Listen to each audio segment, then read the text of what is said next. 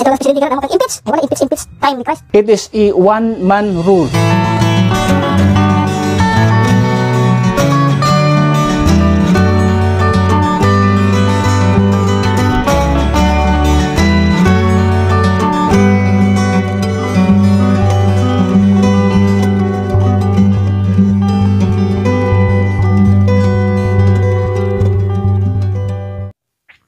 Okay, Romans chapter 3, verse number 10 to verse number 31. Kung basahon din sundi sa inyong mga mata. As it is written, there is none righteous, no, not one. There is none that understandeth, there is none that seeketh after God. They are all gone out of the way. They are together become unprofitable. There is none that doeth good, no, not one. Their truth is an open sepulchre, whither tongues they have used deceit. The poison of asps is under their lips, whose mouth is full of cursing and bitterness. Their feet are swift to shed blood. Destruction and misery are in their ways, and the way of peace have they not known. There is no fear of God before their eyes. Now, we know that what things soever the law saith, it saith to them that are under the law, that every mouth may be stopped, and all the world may become guilty before God. Therefore, by the deeds of the law, there shall no flesh be justified in his sight. For by the law is the knowledge of sin. But now the righteousness of God without the law is manifested, being witnessed by the law and the prophets, even the righteousness of God which is by the faith of Jesus Christ, unto all and upon all them that believe, for there is no difference. For all have sinned and come short of the glory of God, being justified freely by his grace, through the redemption that is in Christ Jesus, whom God hath set forth to be a propitiation through faith in his blood, to declare his righteousness for the remission of sins that are past through the forbearance of God.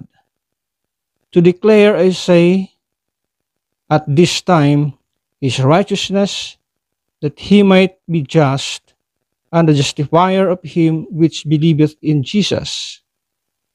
Where is boasting then? It is excluded. By what law? Of works? Nay, but by the law of faith. Therefore we conclude that a man is justified by faith without the deeds of the law. Is he the God of the Jews only? Is he not also of the Gentiles? Yes, of the Gentiles also. Seeing it is one God which shall justify the circumcision by faith and uncircumcision through faith. Do we then make void the law through faith? God forbid. Yea, we establish the law. So ato sigutan ini kabuntagon, the truth about God's simple plan of salvation. The truth about God's simple plan of salvation. Salvation is, ato makita dinhi, or was planned by God. That moment nga ang tao natagak diha sa kasalanan, giplano na sa Ginoo ang kaluwasan.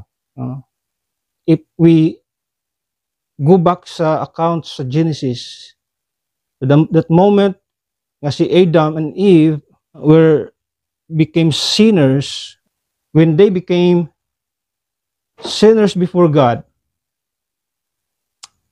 the plan of salvation started. How God could redeem mankind. Kinatagak na ang tao sa kasalanan. Now, in every dispensation at makita sa Biblia, God dispense a message in relation or sa gitawag o in connection sa nagkalahi-lahi nga dispensation.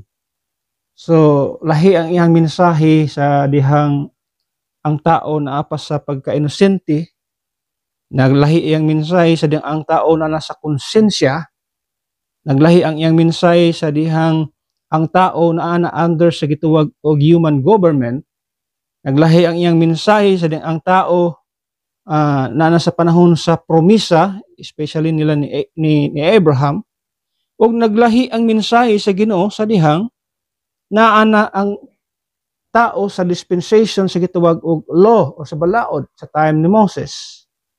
And naglahi ang mensahe sa Ginoo sa panahon nga naa na kita ilalom sa grasya or sa dispensation of grace.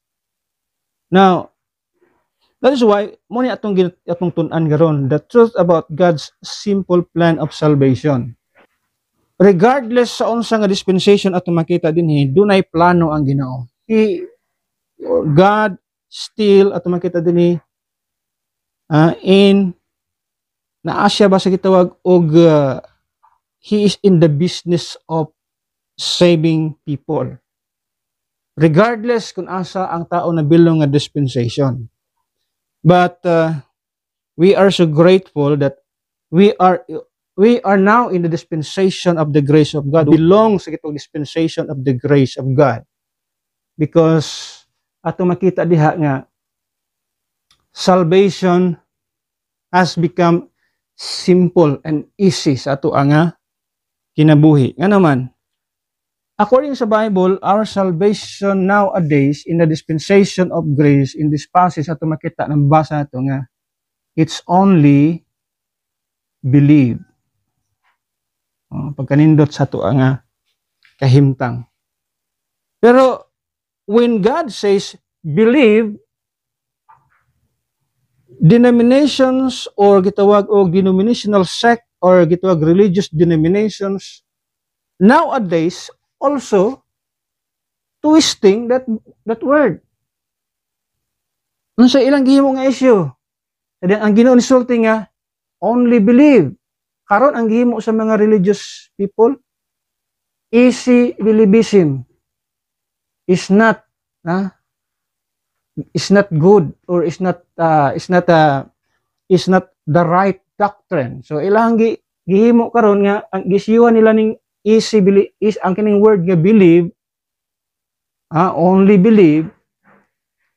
They tried to make a controversy nga ang word only believe or believe dili siya sufficient. That is why ilang ginadanay na mga doktrina nga makita nga the danger of easy believism. Isulti nila the danger of easy believism, pero kung atong makita na is simple plan of salvation. In this passage atong makita unsa na siya. O ganong makita nato nga simple lamang ang plano sa Dios sa kaluwasan. Ato ipakita diha ang pinaka buo nga istorya o nganong naay simple plan of salvation atong isgutan ni kabuntagon karon. So ato makita diri mo ni problema sa ato ang panahon. Ingon ang Ginoo believe. Ato nakapila na to basa diha. Which believe, those who have faith, faith in the blood, those who we are now in the law of faith. There's a law of works and versus the law of faith. So the law of works belongs sa law, under sa law sa mga Israelite people. We are now in the law of faith. Faith ang pinaka-importante. Faith ang means para maangkon ang kaluwasan. But the object of our faith is wala in the gospel, what Jesus did on the cross. That's the object, Jesus Christ. Pero unsay gimo aning mga kalaban sa simple lang nga kaluwasan? Easy believism is so dangerous. Dangerous daw kayo ang easy believism. Ano imagine ana?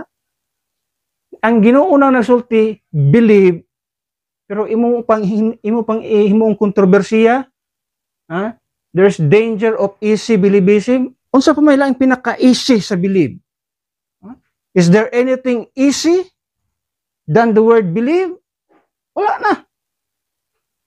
So easy believism is not wrong as long as the object of your believing is the gospel.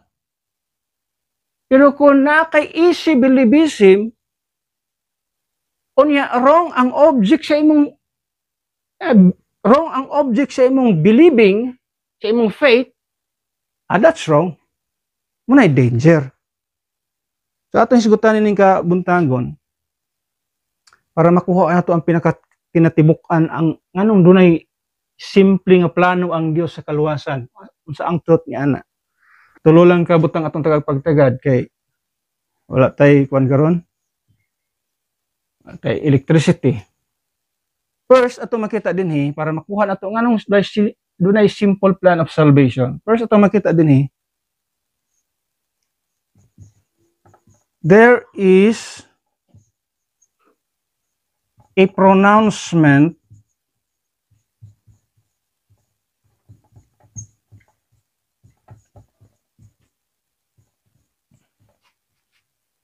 to the sinners.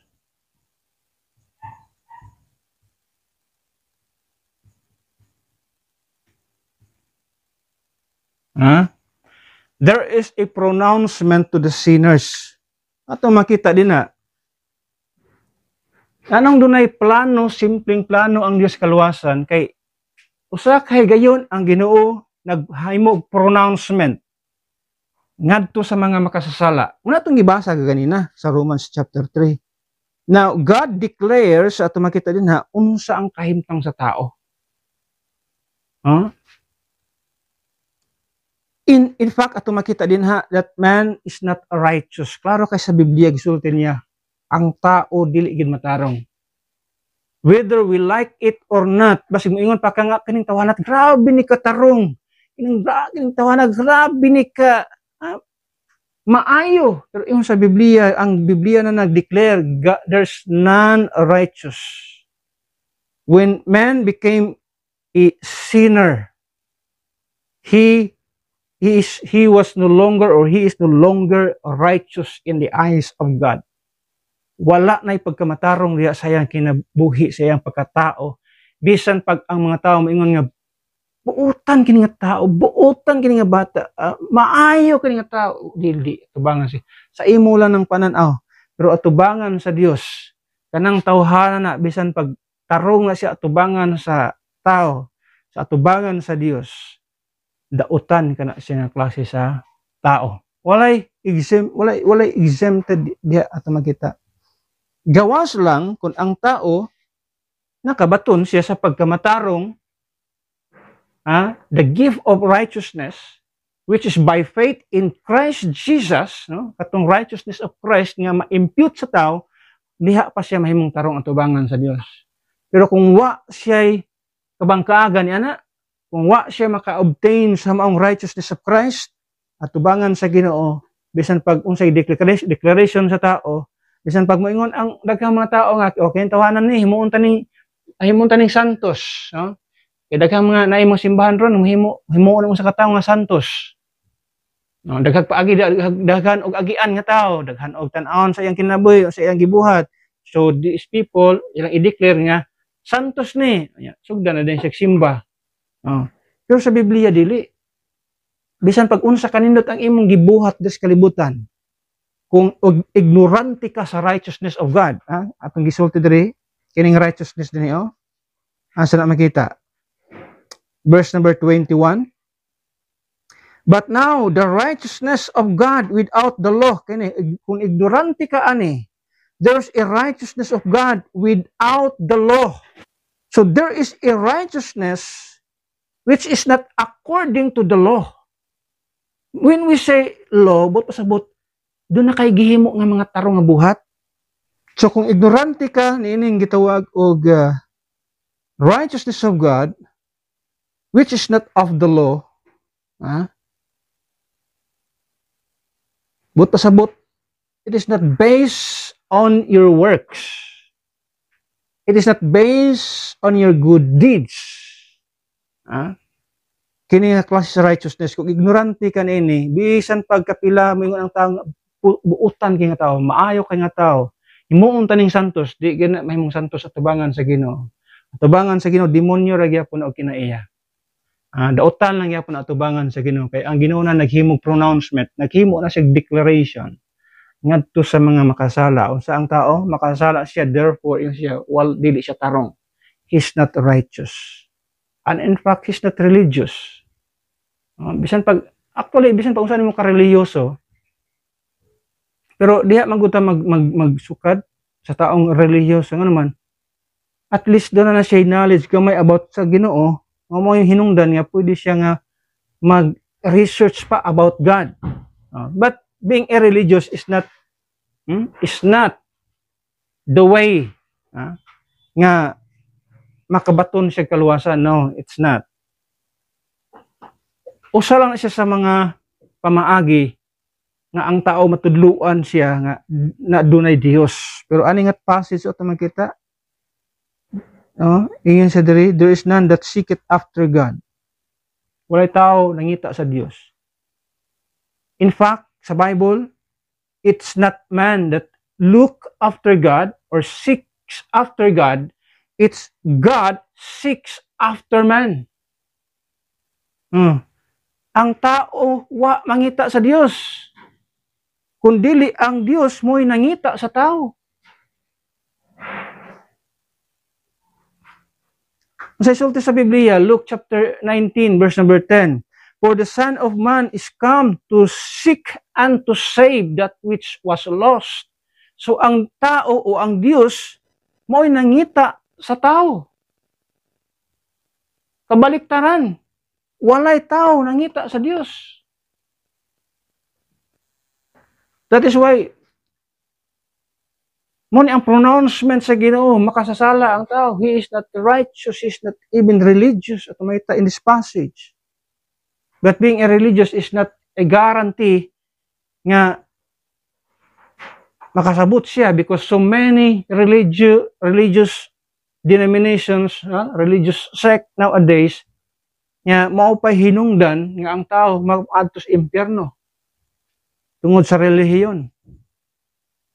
But I'm not disregarding unsay mahimo sa relihiyon, because in fact ang mga Hudiyo na siya ilang religion. There's what we call a Jewish religion, and the religion of the Jews sa times Old Testament, sa times sa law, mo na ang mga Judaism, mo ang gitog Judaism, mga Judaizers sila. But being a religious folks, at makita diha, dili na siya mo'y garantiya nga paadto ka sa langit. Although magamit lang na siya. Magamit lang siya nga matudluan ka nga there's God, there is Christ, there's Bible nga atong pagabasahon. But sadly, most of the religious sects nowadays wala. Nahimong scammer, nahimong deceiver. Ato makita din na mo'y hinungdan ang daghang tao, may nangahimo nga tanawa ang mga issues Pilipinas karon. Ngano nga involved ning mga religious people. Lisod. So ato makita din the pronouncement to the sinners. That's why nahimong dunay simpleng plano ang Dios kaluwasan, kay usa kay gayon ang Dios mihimo usa ka declaration, usa ka pronouncement sa usa ka makasala. Ang tao nga makasala, dili siya tarong atubangan sa Ginoo. Regardless unsay iyahang iyahang gitawag og affiliation, sa iyahang gitawag og o sa iyahang church affiliation o sa siya nga denomination, asa siya na belong, regardless asa siya napita, ang declaration sa Ginoo makasasala ang tao. And because of that, he is not righteous in the eyes or in the sight of God. Klaro ka sa itong gibasa diha chapter 3 verse number 10 to verse number napaisulti diha sa verse number 19 to verse number 20. At tumita that, therefore by the deeds of the law there shall no flesh be justified in his sight, but for by the law is the knowledge of sin. At tumita din ha, bisan pagkapila or maningkamot ka sa pagsunod sa balaod sa tubangan sa Ginoo, dili ka mahimong matarong kung magpabilin kang ignorante sa gitawag righteousness of God without the law. So dunay righteousness nga dili binabase sa balaod. Ato sa ikaduha. Number 2, ato makita din not only there is a pronouncement to the sinner, but gipakita din that there is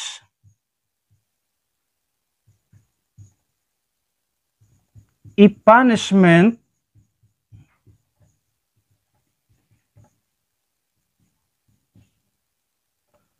of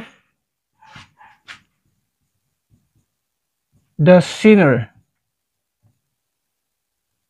or sinners. At makita din ha, there is a punishment of the sinners. Now, sadly, ato makita din para sa atong tanan. Why? It is because in verse number 23, for all have sinned. So, there's no exemption.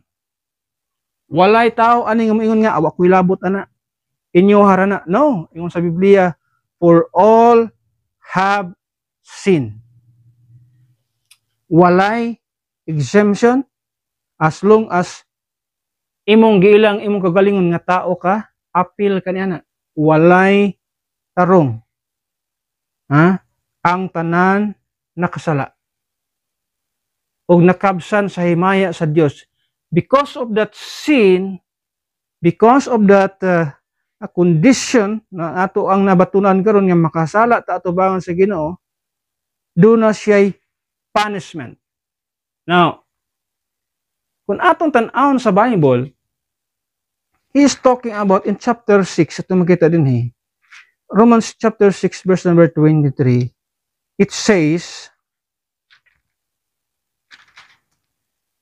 for the wages of sin is death, but the gift of God is eternal life through Jesus Christ our Lord. Ato makita din for the wages of sin is death. Dunay sala. Dunay bayad sa sala. And that death, kana nga klases kamatayon, kung atong tan-awon sa when we talk about spiritual, physical and spiritual, duha lang. Pero when we talk about specific o kanang pagkadetalyado gyud nga gitawag og klases kamatayon, mahimong tulo na siya. Duha sa spiritual, isa sa physical. Yung tulo. First, ang nahitabo manggod sa tao, sa dihang ang tao isupak sa una sa panahon ni Abraham, doon na tayo nahitabo din nga that day when Adam disobeyed God sa iyang sugo nga ayaw kaon sa kahoy nga naa sa taliwala sa garden. Yung sa Biblia, because the moment you eat of it, ye shall surely die. Now, to make a long story short, they ate that fruit. So, unsay nahitabo, doon na gitawag og spiritual death. So, muna nahitabo, spiritual death. Dito nagsugod ang spiritual death sa tao. Muna ingon sa Biblia, because of your sins you were dead, no? You were dead in your trespasses and sins. Sa atong pagkamakasala, sa diyang atubangan sa Ginoo kasala kita, nahimo kitang patay, and that kanang kamatayon, that kind of death is spiritual. So duha na siya ka klase, spiritual death.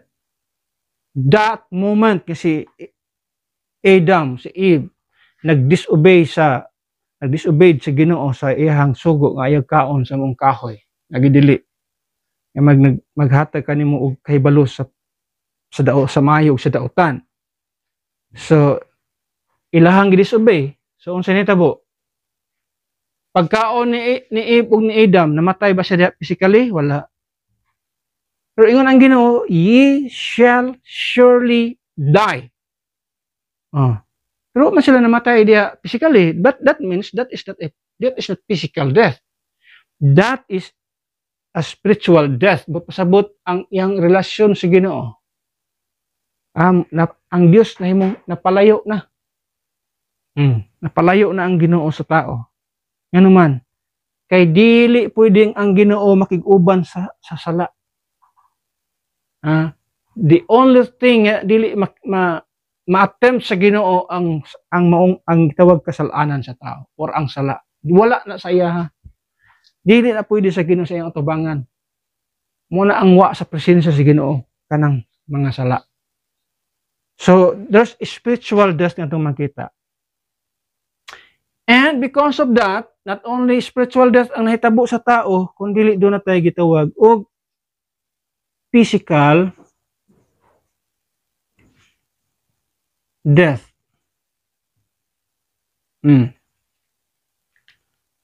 Una nahitabo, that is why dili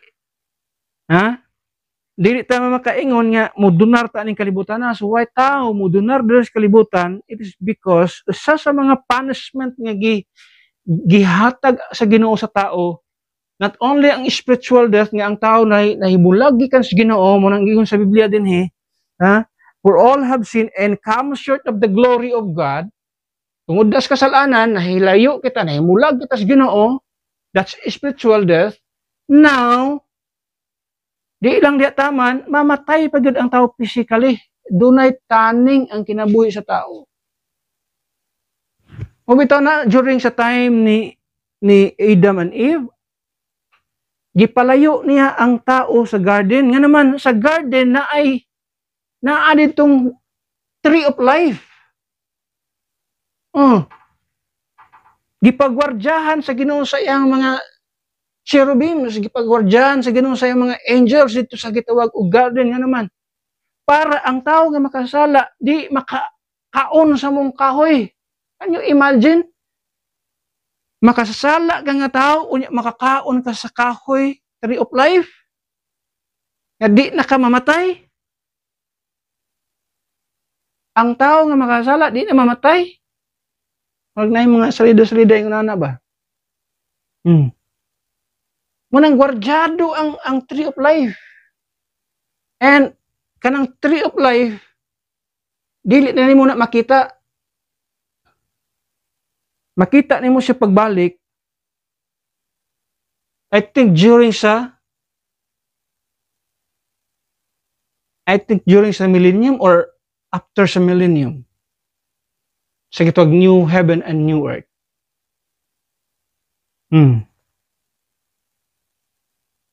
Kay dili gusto ang Ginoo nga ang taong makasala makakaon sa mong kahoy. Makasala siya, nya wala siya kamatayon, kadelikado ana. Ang tao nga sama ni Hitler makakaon sa tree of life, delikado kay na. Grabe kadautan unya, di na mamatay. So that's why usas punishment sa Ginoo physical death. gitagaan niya taning ang tao sa kalibutan. Dati, tag-asa sila kinabuhi, pero mamatay gyapon. Karon sa atong panahon, mugbo na lang kinabuhi. Mubo na lang kinabuhi sa tao. There's appointment nga gitawag. According sa Bible, it is appointed unto men once to die. That is Hebrews 9:27. It is appointed unto men once to die physically. Mamatay ang tao physically. That's the punishment. Isa sa mga punishment sa Ginoo. Pwede ba si Adam sa una mabuhi sa walay katapusan? Pwede. Sa danggihimo niya si Adam and Eve. Siguro ang mind si Ginoo, magkinabuhi sila nga walay katapusan dos kalibutan.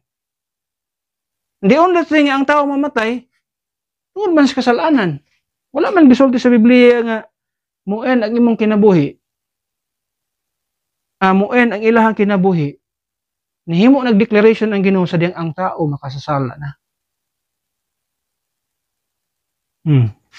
So ang sin, ang kasalanan, mao'y naghatag og kamatayon sa tao. Not only spiritual, but also physical death. But the third thing is that, yun ang pinakapait, pinakakuyaw. What is that? Eternal death.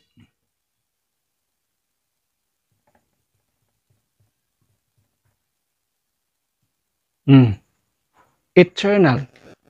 But these two belong to spiritual death. So, kining duha, pwede na siyang mahimong spiritual. Pero eternal, kung itong tagsaon, eternal death, but pasabot, eternal separation sa Ginoo. Asa na? Sa impyerno. Asa na? Lake of fire, although second death ang gisulti dito. Pero kung ato mga tanawon, physical and spiritual, kanang duha, muna second death. Pero kung atong isa-isahon, ikuha na to, paragod sa atong kalag. Kung may kag spirit world and physical world, duha lang ang tao. Magitawag nila na og dichotomous. Pero when we talk about gitawag og specific subs o kaning specific things, lahi gud ang espiritu, lahi ang kalag, lahi ang lawas. Bisan pag tag spirit and soul belong to spirit world, pero diferensya sila. Mo nang gitawag pud ang tao nga trichotomous, tripartite being. Tulo ba kaparti ang tao? Dunay espiritu, dunay kalag, dunay lawas. Pero kung tag spirit and physical world, duha lang. Spirit world and physical world. Pero kung tag specific nga part sa tao, tulo siya. Kalag, espiritu, kalag, ug lawas. O puna sa atong kamatayon. Kung mayroon taog spirit and physical world, duha. Spirit world and physical world. Spiritual death and physical death. Pero kung mag-iskuta og kanang specific nga parts, specific nga events, ito makita din tulo. Spiritual death sa time nga ang tao nakasala during sa time ni Adam. Physical death sa dihang ang tao mo bayad sa siyang kamatayon physically.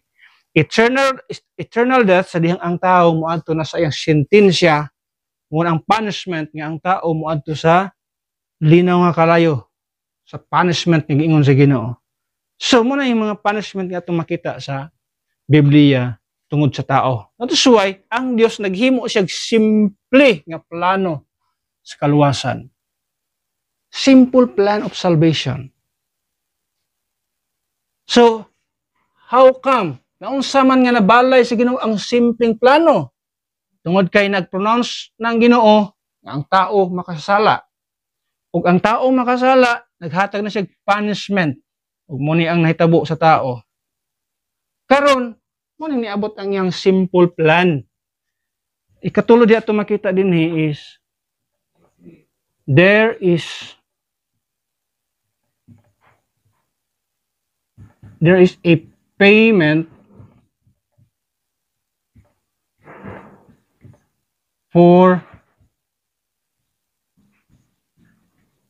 the sinners.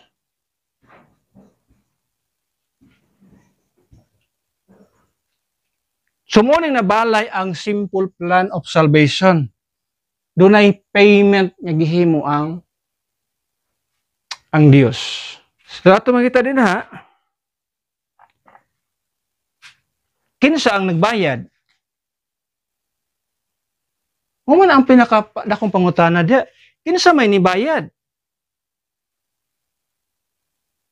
sa atong mga kasalanan? Now, in Old Testament times, ang gibayad sa Ginoo sa unang panahon, animal's blood. Ang gigamit sa Ginoo nga kabayaran, animal's blood. Altar. Pero, it's just a temporary payment. That payment, at makita sa Old Testament times, para lang nga makadto sila sa gitawag og Abraham's bosom. Sa Abraham's bosom ay makita nato diha nga duha ka compartment. Kini Abraham's bosom.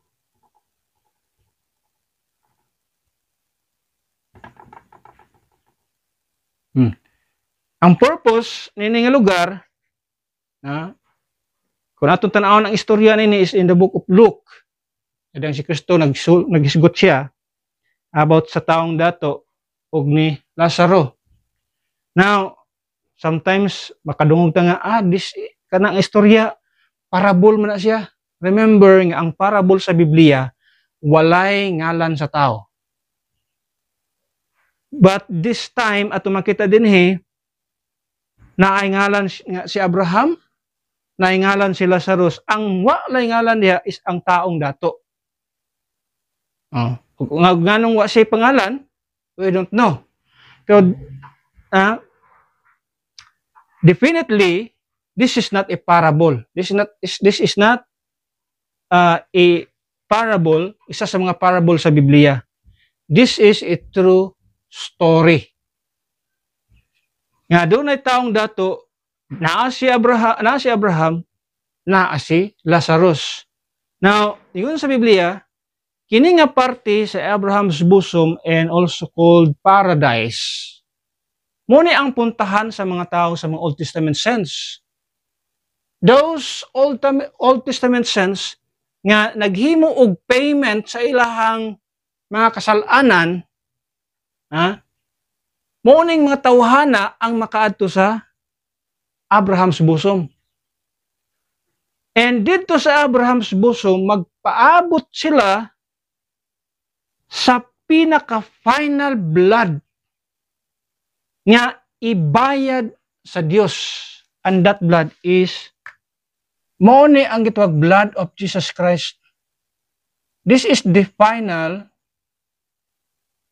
payment. At makita din ha. Ang tao nga naa sa Abraham's bosom, sila lang ang dunay katungod nga maka-avail sa blood of Christ. Ang katong nga matay na ha. Pero ang pag-adto sa Abraham's bosom, kinahanglan sila animal's blood. Para maadto sila dito. O dito sa Abraham's bosom, sila lang pud ang maka-avail sa blood of Christ. Sa mga taong nangamatay na, sila lang ang maka-avail sa blood of Christ. Para ang mga tao diha makaadto sa langit. Kay why makaadto sa langit kung wala ang dugo ni Kristo Jesus? Only the blood of Christ. Ato makita. Sumuni ang payment nga giingon sa Biblia, ang payment nga gisulti dinhi. Ato man nakitaan dinhi sa Biblia. Ato makita in verse number 24. Being justified freely by His grace through the redemption that is in Christ Jesus, whom God hath set forth to be a propitiation through faith in His blood. the blood of Christ. So sa atong panahon, buhi man ta, in the church age period, in the dispensation of grace, we do not need animal's blood. What we need is the blood of Christ. If we believe in the blood of Christ, yung sa Biblia, faith in His blood. Klaro ka sa Biblia, faith in His blood. Sila nagpaabot sa blood of Christ para madala sila sa resurrection dito sa langit. Pero kita, ang ato is faith in Christ's blood. Kay ang payment din walay lain, the blood of Christ.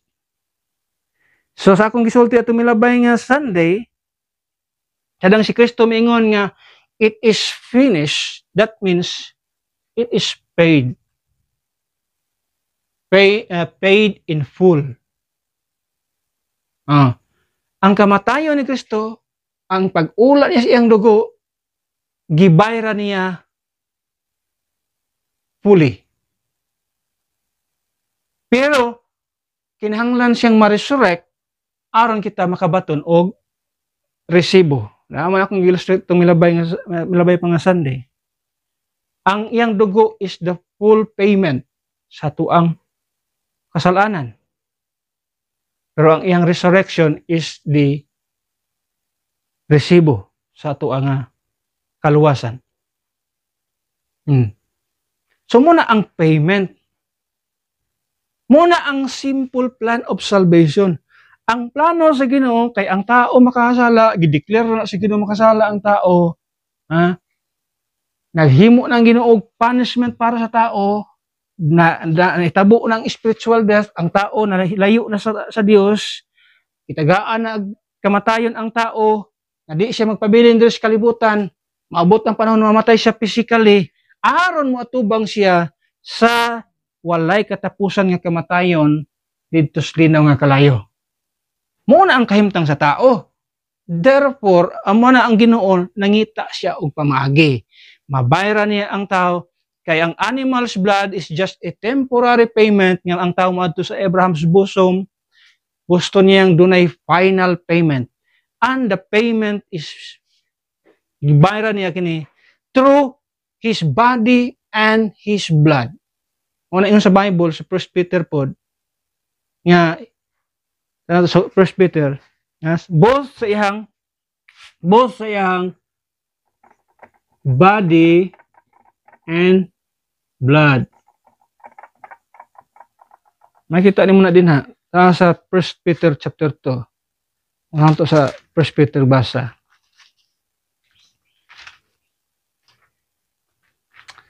1 Peter chapter 2 verse number 24.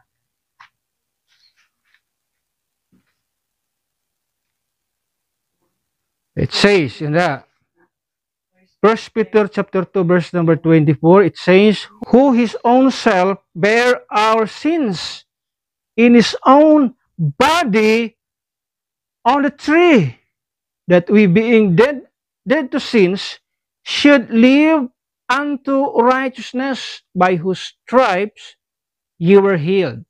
So both body and blood of Christ, ato makita diha, sa iyang lawas, sa iyang kaugalingong lawas, gidala niya ang atong makasalanan didto sa tree or sa cross. O didto sa cross, gihatag niya, gished niya. He gave His body and He shed His blood. So, muna ang payment sa Ginoo. Ang nibayad sa pinaka-final nga payment, o sa gituwag payment nga full payment, final payment, wala lain. Si Jesus Christ ang nihimo niya na. So muni ang simple plan of salvation. Gihimo sa Dios ang pabor para sa tao. Nga di na siya ang mubayad, pinagi sa pag-ihaw-ihaw og mga mananap, gibayaran na niya. Mismo ang ihang anak, miadto sa krus sa Kalbaryo, aron bayaran ang sidot sa atong mga kasalanan, kini especially kining eternal death, at di kita moadto kay ang parte ni nilain diri is sa pikas ni is hell. So para ang tao di na moadto sa impyerno, kundi moadto na dito sa langit, kinahanglan bayaran niya. Siya ang ibayad. Muna'y pangutana din ha. There's a payment for the sinners, pero ang pangutana, kinsa ang nibayad? Muna'y problema sa daghan kayong mga religious sect, muna'y mga problema sa daghan kayong denominations karong panahon na. Ang pagtuo nila, sila ang makabayad sa ilang mga kasalanan. So those people nga naghuna-huna nga makabaton kog kaluwasan kung maghimo kog maayong binuhatan, you are in the wrong direction. You are telling to the people nga pwede ding ikaw ang mubayad. No, dili ka pwedeng makabayad ana. Kung dunay mga tao karon nga moingon sila nga pinaagi sa pagsunod sa balaod, makabaton kog kaluwasan, no imong giinsulto ang gihimo ni Kristo sa krus sa Kalbaryo. Imong gi-reject ang payment ni gihimo ni Kristo sa krus sa Kalbaryo. Ang dunay mga tao karon, dunay mga simbahan nga moingon nga pinaagi sa pagpabautismo sa tubig, maluwas ko. Giinsulto nimo ang dugo, liquid gyapon ni, ang liquid. Tubig, liquid siya. Blood, liquid siya, pero lahi lang sila. Ang tubig, dili makahinlo sa kalag o sa sala sa tao. The only thing nga makahinlo sa sala sa tao, ang dugo ni Kristo Jesus. So kung dunay mga tao, dunay mga grupo, dunay mga simbahan nga maluwas kuno sila pinagi sa maayong binuhatan, maluwas sila pinagi sa pagsunod sa napulo ka sugo, maluwas sila pinagi sa pamembro sa simbahan, maluwas sila pinagi sa pagpabautismo sa tubig, maluwas sila pinagi sa pagampo. Kining mga tawhana, gi-insulto nila si Kristo nga maoy nihimo sa tidud-anay nga kaluwasan. Therefore, maingon ko, kining mga tawhana, bisag unsaon nila nagpaningkamot, dili sila makaangkon sa kaluwasan. Kaklaro sa itong gibasa din ha. Gibasa tanan na Romans chapter 3. Sisulti din ha. Therefore, ingon siya diha, nasa gisulti na. Verse number 28. Therefore, we conclude that a man is justified by faith. Klaro kayo. Klaro. Without the deeds of the law. Mamahimo kang matarong atubangan sa Ginoo. Bisag nanay gisulti sa Biblia diri walay matarong, wala bisan usa. Pero nining kabuntagon mamahimo kang matarong atubangan sa Dios without the deeds of the law. Kung duna kay pagtuo. Nako ganyan, believe. If you believe the gospel, if you believe the blood of Christ, if you have faith in His blood. So diyang ang Diyos maingon, believe. Ayaw nag-i-question. Ayaw na pagparehas aning mga tao nga maingon nga, daghang mga tao nga musulti, mga religious leader musulti, mga denominations moingon nga easy believism is so dangerous. Hayag tuon ni ana. Kay ang Dios mismo nagsulti, only believe. Para sa itong sulti sa Biblia diha, verse 25, hoptin nyo ng versikulo, whom God hath set forth to be a propitiation through faith in His blood, to declare His righteousness for the remission of sins that are past through the forbearance of God. Verse 29, to declare, I say, at this time, His righteousness, that He might be just, and the justifier of him, resulti, which believeth in Jesus. Kanya imagine na. So kung dunay musulti, dunay mga tao nga maingon nga, easy believism is dangerous. Pasagdi ng matawanan na. Kay ang Dios mismo nagsulti, only believe. Ang problema sa believing, kung sayop ang object sa imong believing. Kung sayop ang object sa imuhang pagtuo. If this is not the object of your faith, then you have a wrong faith. The object of our faith is no other than the Lord Jesus Christ. Unsa iyang gihimo ito sa krus Kalbaryo, giula na niya iyang dugo, iyan ang patulo, ayan ang giula iyang dugo aron bayaran ang silot sa atong mga kasalanan. So ang nibayad sa silot sa atong sala, way lain si Jesus Christ. Sa diyang miadto siya sa krus sa Kalbaryo almost 2,000 years ago. Dito natapos, dito nahimong realidad ang simpleng plano sa kaluwasan, ang simpleng plano sa Dios sa ato ang kaluwasan. Dito nahimong realidad sa cross sa Kalbaryo sa diyang giula ni Kristo Jesus ang iyang dugo para kita makabaton sa simple o sa libre nga kaluwasan.